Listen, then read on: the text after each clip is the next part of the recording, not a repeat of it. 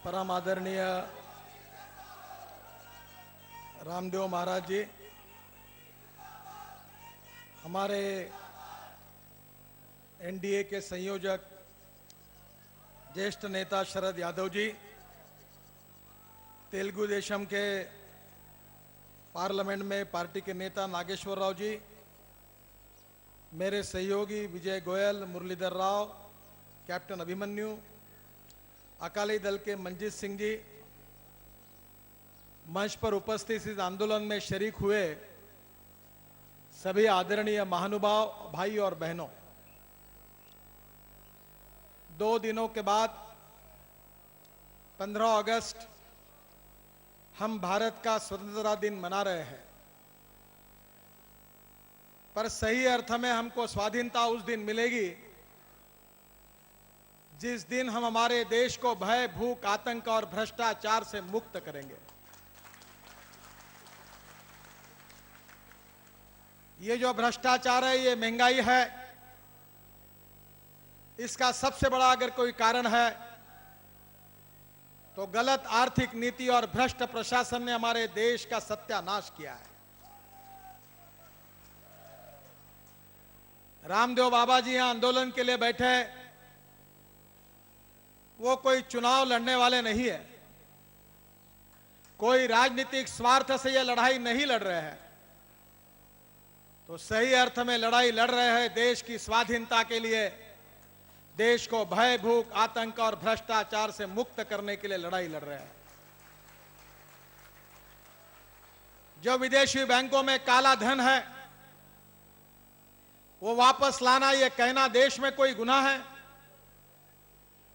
काला धन वापस लाओ कहने वालों को लाठियां मिलेगी, उनको कुचला जाएगा, और ये आंदोलन करने वाले रामदेव बाबा जी के सहयोगी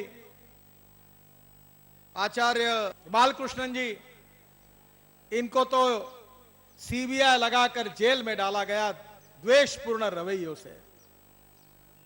क्या इस देश में काले धन के खिलाफ बोलना गुनाह है? बहनों और भाइयों, रामदेव बाबा जो कह रहे हैं वो सही है। आज विदेशों में जो काला धन जमा है, कोई कहते हैं 22 लाख हजार करोड़, कोई 40 लाख हजार करोड़, यह पैसा अगर देश में आएगा तो महंगाई कम होगी, अनेक गांव में रोड बनेंगे, बिजली मिलेगी, पीने को पानी मिलेगा, बेरोजगारों को रोजगार मिलेगा, देश का भविष्य बदलेगा। इसमें अगर पैसा लाना है तो इसमें क्यों देरी क्यों लग रही है? मैं पूछना चाहता हूं कि जिन लोगों ने बेईमानी करके देश का यह धन विदेशों में रखा है, उनका नाम लेने के लिए सत्तारूढ़ पार्टी और सरकार के लोग संकोच क्यों कर रहे हैं?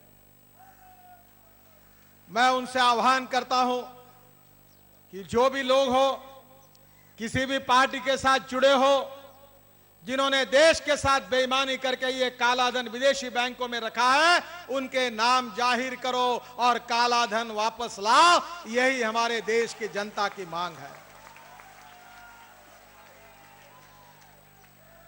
बहनों और भाइयों, देश की आर्थिक हालत बहुत खस्ता हुई है। 4,70,000 करोड़ रुपए का इंपोर्ट हमारा क्रूड ऑयल का होता है, 2,40,000 करोड़ का सोना आयात होता है। डॉलर की तुलना में हमारा रुपया 58, 59, 60 रुपए तक पहुंच रहा है। जिस ग्रोथ रेट की हम बात 12% का सपना देख रहे थे, वो आज मुश्किल से 5% और 4% के नीचे जा रहा है। गांव, गरीब, मजदूर, किसान दुखी है। देश में 60,000 मेगावाट बिजली की कमी है। बेरोजगारी बढ़ रही है, उद्योग बंद हो रहे हैं, गांव में जाने के लिए रोड नहीं है, गांव में 16-16 घंटे बिजली नहीं मिलती है। किसानों की हालत खस्ता हुई है, किसान आत्महत्या कर रहे हैं। गांव के लोगों को स्वाधीनता मिलने के बाद 65 साल होने के बाद में भी देश में वही चर्चा होती है, पानी, बिजली और रोड की चर्चा होती है।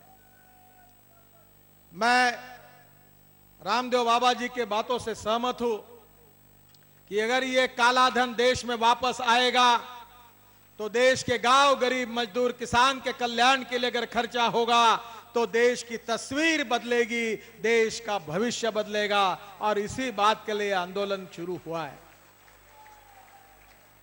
शरद यादव जी ने सही कहा है कि हमारी जो सरकार टिकी हुई है वो उनकी अलायंस पार्टनर पार्टियों के कारण नहीं टिकी हुई है।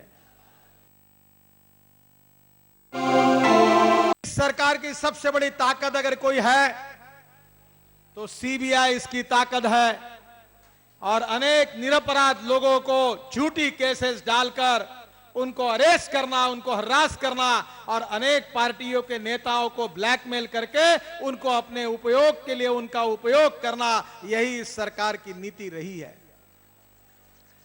ऐसे अनेक पार्टियां हैं कि दिल्ली के बाहर अपने राज्यों में इस सरकार के साथ बड़े संघर्ष की बातें करते हैं और दिल्ली में जब सीबीआई की फाइल दिखाते हैं तो पूरी तरह शरण हो जाते हैं। ये एक बार नहीं 10 बार हमने देखा है। ये सीबीआई जो है ये कांग्रेस ब्यूरो ऑफ इन्वेस्टिगेशन है। और इसलिए रामदेव बाबा के बारे में भी समय समय पर ऐसे स्टेटमेंट का उपयोग किया जाता है कि जिस प्रकार से उनको अपमानित करने की बात अनेक बार होती है, देश की जनता दुखी होती है। इस देश में जो अच्छे लोग हैं, जो ईमानदार हैं, जो देश की तस्वीर को बदलना चाहते हैं, देश को भय, भूख, आतंक, भ्रष्टाचार, महंगाई से मुक्त करना चाहते हैं, देश के तकदीर को बदलने के लिए काला धन वापस लाने की बात करना चाहते हैं, ऐसे देशभक्तों को जेल का रास्ता दिखाने की कोशिश ये सरकार बार बार करती है। मैं इस देश के जनता को, आप सबको ये बता देना चाहता हूं कि यह आंदोलन कोई राजनीतिक आंदोलन नहीं है। हम सब लोगों ने कुछ आंदोलनों की तरह देश के भविष्य और देश के तकदीर को देखते हुए राजनीति से ऊपर उठकर उसके तरफ देखना चाहिए। मैं मानता हूं कि हमने हमारे कार्यालय में लिख कर रखा है कि नेशन फर्स्ट, बाद में पार्टी और उसके बाद में मैं। और इसलिए मैं आपको विश्वास देना चाहता हूं कि रामदेव बाबा जी ने शुरू किया आंदोलन ये एक ऐसे आजादी का आंदोलन है कि जो देश को भय, भूख, आतंक, भ्रष्टाचार से मुक्त करके काला धन वापस लाकर इस देश के भविष्य और तकदीर को सुधारने के लिए आंदोलन है। इसको राजनीतिक चश्मे से नहीं देखना चाहिए। हम इस आंदोलन को न इसका राजनीतिक इस्तेमाल करना चाहते हैं, न बाबा से किसी प्रकार के राजनीतिक सपोर्ट की अपेक्षा रखते हैं। हम यही चाहते हैं, मैं सभी पार्टियों से आह्वान करूंगा कि देश की हालत बहुत खस्ता हुई है। मैं जब विदेशों में जाता हूं, कुछ दिन पहले मैं लंदन में था, पार्लियामेंट में गया था, वहां बड़ा भाषण हुआ था, तो इंग्लैंड के, यूनाइटेड किंगडम के मंत्री मुझे कह रहे थे कि हिंदुस्तान का भविष्य बहुत अच्छा है, India future is very bright. पर जब देश में आते हैं तो सभी लोग कहने लगते हैं कि देश का कैसे होगा। महंगाई 18% पर जाकर पहुंची है, इन्फ्लेशन का रेट, डॉलर की तुलना में रुपया लगातार बढ़ रहा है, फॉरेन एक्सचेंज रिजर्व खत्म हो रहा है, इंपोर्ट बढ़ रहा है और एक प्रकार से हमारी स्पर्धा जिस चाइना से थी वो हमारे से 4 गुना आगे बढ़ा है। We are a rich nation with a poor population. हमारा देश धनवान है पर हमारी जनता गरीब है। इसका सबसे बड़ा कारण है गलत आर्थिक नीति और भ्रष्ट प्रशासन ने इस देश का सत्यानाश किया, जिसके लिए बाबा लड़ रहे हैं। करोड़ों करोड़ों रुपए के स्कैंडल सामने आ रहे हैं, अनेक मंत्री कटघरे में खड़े हैं। मुझे तो ऐसा लगता है कि चुनाव होने के बाद तिहाड़ जेल में एयर कंडीशन रूम बनाकर इतनी बड़ी व्यवस्था करनी पड़ेगी कि आज जो सेंट्रल हॉल में घूम रहे हैं कल वो तिहाड़ जेल में जाएंगे और वहां रहने की नौबत उनके ऊपर आई है। नोच नोच कर खा रहे हैं, देश को लूट रहे हैं, ये आरोप हम नहीं लगा रहे। ये सीएजी कोई हमारे कार्यकर्ता नहीं है। 2G स्पेक्ट्रम में 2,76,000 करोड़ का घोटाला हुआ, कॉमनवेल्थ गेम में 76,000 करोड़ का घोटाला हुआ है, और इसके लिए कौन जिम्मेदार है? मैं आपके सामने आह्वान करता हूं यूपीए सरकार को और प्रधानमंत्री जी को कि आप बताइए कि 2G स्पेक्ट्रम की फाइल पर, कॉमनवेल्थ की हर काई फाइल पर expenditure finance committee, cabinet sub committee, PMO, minister सब ने साइन करके जब अनुमति दी तो उसी प्रकार के कॉन्ट्रैक्ट आगे हुए हैं। तो केवल कलमाड़ी और राजा दोषी क्यों है?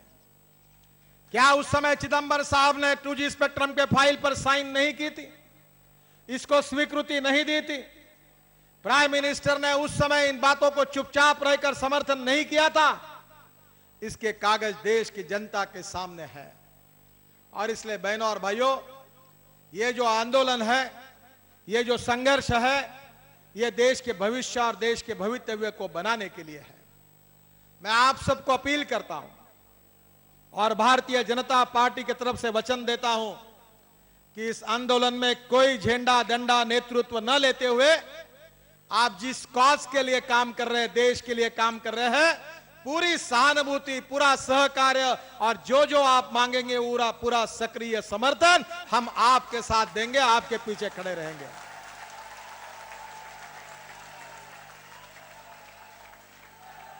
आदरणीय रामदेव महाराज जी मेरे घर पर आए थे। 1 मिनट में उन्होंने जैसा लिखकर मांगा वैसा पत्र लिखकर कागज मैंने उनके हाथ में सौंपा है और कहा, गुरुजी आप आगे बढ़ो, हम आपके साथ हैं। और मैं बाकी राजनीतिक दलों को भी आह्वान करूंगा कि इस देश को भय, भूख, आतंक, भ्रष्टाचार, महंगाई से मुक्त करना, विदेशों से में जमा काला धन वापस लाना, यह केवल कोई एक राजनीतिक पार्टी का एजेंडा नहीं हो सकता, ये कोई अलायंस का एजेंडा नहीं हो सकता। अगर ये एजेंडा है तो हिंदुस्तान का है, हिंदुस्तान की जनता का है, देश के भविष्य और तकदीर को बनाने का है। इसलिए मैं देश की जनता से अपील करूंगा कि पूरी ताकत के साथ, पूरी शक्ति के साथ इस देश को बचाने के लिए, इस देश को भय, भूख, आतंक, भ्रष्टाचार, महंगाई से मुक्त करने के लिए और इस देश की गरीब जनता के हक का जो पैसा है, जिन बेईमानों ने विदेशी बैंकों में रखा है, वो धन हम वापस लाएंगे और हिंदुस्तान के गांव, गरीब मजदूर, किसान के विकास के लिए उसका खर्चा करके हिंदुस्तान के भविष्य को और हिंदुस्तान के तकदीर को बदलेंगे। यही देशभक्ति और यही राष्ट्रवाद है। मैं इस आंदोलन के साथ पूरी सहानुभूति व्यक्त करता हूं। मुझे दुख है कि आंदोलन करने वाले रामदेव बाबा जी के ऊपर, उनके शिष्यों के ऊपर सीबीआई का उपयोग करके सरकार धमकाने की कोशिश कर रही है। बाबा जी आज पार्लियामेंट में हमारे पूरे भारतीय जनता पार्टी एनडीए के सभी सांसदों ने दोनों सभागृहों में आपका काला धन वापस लाओ इस विषय को लेकर पार्लियामेंट का क्वेश्चन आवर स्थगित करके पूरा कामकाज रोका है। आप अकेले नहीं है। मेरी सुषमा जी से और अरुण जी से बात हुई, दोनों ने दोनों सदन में यह कहा है कि रामलीला मैदान पर लाखों लोग बैठे हैं रामदेव जी के नेतृत्व में और वो मांग कर रहे हैं कि विदेशों में रखा हुआ काला धन वापस लाओ। सरकार ने इस पर जवाब देना चाहिए और सरकार जवाब नहीं देती तो हम संसद का कामकाज नहीं चलने देंगे करके आज कामकाज बंद हुआ है।